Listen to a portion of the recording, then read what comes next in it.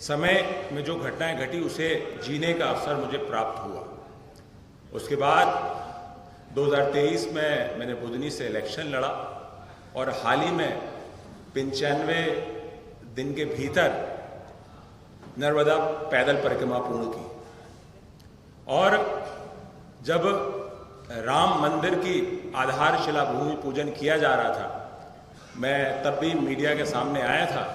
मैंने अपने साथियों के साथ कईयों दीपक के साथ राम नाम को अंकित किया था।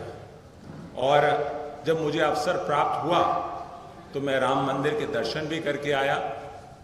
और जब भी अवसर मिलता है यथाशक्ति हमने जो दान देना था, जो सेवा में अर्पण करना था, वो हमने किया। आज मीडिया के माध्यम से हमको ये पता चलता है कि इस प्रकार की चोरी होती है। ये सनातन पे कुठाराघात है। 40 दिन में करीबन 70 बार इस प्रकार के प्रयास हुए, जो 40 दिन का सीसीटीवी का डाटा है। और कितनी बार हुआ? मैं उस गूंगे शासक से पूछना चाहता हूं जो संसद से लेकर मंचों में, गलियों में, हर जगह दोहाई दे रहा था कि मैं राम को लाया हूं, हम राम को लाए हैं। आज वो गूंगा शासक कहां है? मूक दर्शक बनकर बैठ गए हैं। मैं पूछना चाहता हूं, इतिहास में अगर राम मंदिर याद रहेगा तो यह भी याद रहेगा कि इस देश में ऐसा गूंगा शासक था जिसने राम मंदिर में सनातनियों के पैसों के साथ खिलवाड़ किया। वो पैसा एक किसान का था, वो पैसा किसी अबला मां का था। वो चाहती थी कि उसके बच्चे का भविष्य बन जाए। वो पैसा उस भाई का था, वो चाहता था उसकी बहन की शादी अच्छी जगह हो जाए। वो पैसा उस मां का था, वो चाहता था कि मेरे बच्चों के नीट में एग्जाम हो गए। इस प्रकार नीट लीक हुआ, उस प्रकार से ये गबन का पैसा भी लूट गए।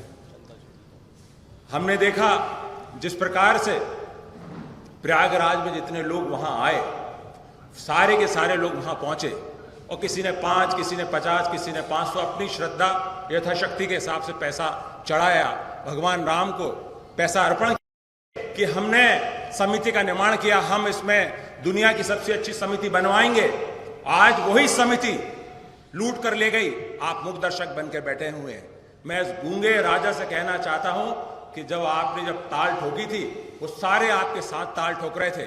आज मैं भारतीय जनता पार्टी के लोगों से भी कहना चाहता हूं कि लालच में, राजनीति की सत्ता के लालच में आप इतने मूक दर्शक मत होइए कि राम नाम को भी आप पीछे छोड़ गए हैं। ये बहुत दुखद बात है, क्योंकि राम है तो हम हैं। राम इस भारत की आत्मा में बसते हैं। आपने सनातनियों के और राम की आत्मा पर कुठाराघात किया है। आपको बताया गया कि किस प्रकार से कई लोगों ने शिकायत दर्ज की, इसकी सूचना है कि भैया गड़बड़ हो रही है, पैसा गलत जगह जा रहा है। और कैसे शक्ति हो सकती है कि 8 लोग जो काउंटिंग एजेंट थे वो पैसा खा गए? आपने इस पर कोई कार्रवाई नहीं की। ये बहुत दुखद विषय है। और मुझे दुख तब हुआ जब मेरे एक मित्र ने अमेरिका से मुझे फोन किया कि यार ऐसी न्यूज चल रही है कि राम मंदिर में इस प्रकार का घोटाला हुआ है।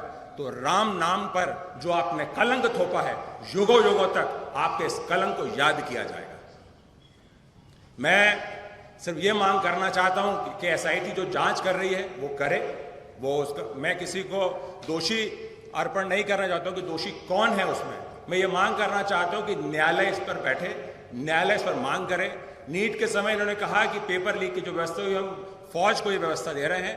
मेरा मानना है कि ये व्यवस्था भी फौज को देना चाहिए। आज भारत में एक ही ऐसी संस्था जिस पर पूर्ण रूप से विश्वास किया जा सकता है, न्यायालय और फौज। और तत्काल प्रभाव से उस समिति को भंग करके पूरा कार्य एक फौज को देना चाहिए। मेरी ये मांग है। और श्वेत पत्र जारी करना चाहिए। सनातनियों को विश्वास हो कि हमारा जो आज तक का पैसा है, जो हम पर कुठाराघात हुआ है, उसका एक एक पैसा पता चले और दोषियों के साथ ऐसी कार्रवाई हो कि भविष्य में कोई राम मंदिर का या हमारे आस्था का, सनातन का पैसा लूटने के बारे में 100 बार सोचे। धन्यवाद। मैं पीसी शर्मा जी से कहूंगा कि इस विषय में अपनी बात रखें। जांच की बात आई, चोरी का मामला है तो एफआईआर नहीं की, एसआईटी गठित कर दी। भाई एसआईटी बगैर एफआईआर के काम क्या करेगा? ये नौटंकी थी भारतीय जनता पार्टी की सरकार की। और जिन लोगों पे कार्रवाई हुई वो सब गिनने वाले थे। गिनने वाले कितनी बेईमानी करेंगे, लेकिन जो इसका मुख्य किरदार है वो है मिस्टर चंपत राय और मिस्टर मिश्र, नरेंद्र मिश्र। ये इसके मुख्य किरदार हैं। और ये कमेटी किसने बनाई?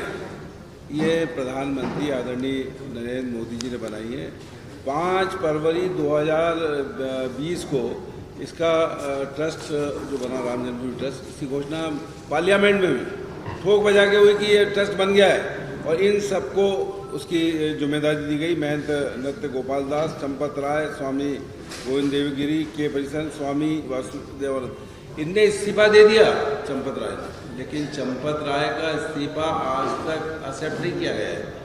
ये जो कुछ भी कार्रवाई अभी वहाँ चल रही है, वो कार्रवाई ये चल रही कि चंपत राय और मिस्टर मिश्र इनको कैसे निकाला जाए। ये पूरी एसआईटी जो है ये रिपोर्ट देगी। और जो बार बार मांग की जा रही कि ये सीबीआई से जांच की जाए इस पूरे मामले की। और ये कहीं ना कहीं किस तरह से दोषी हैं कि जो अजय राय जी हमारे वहाँ के कांग्रेस के अध्यक्ष, वो जाना चाहते हैं राम मंदिर। आपके राज्य की खबरें, आपके शहर की खबरें सबसे पहले जानने के लिए देखते रहें अमर उजाला। चैनल को सब्सक्राइब जरूर कर लें और पाएं हर अपडेट।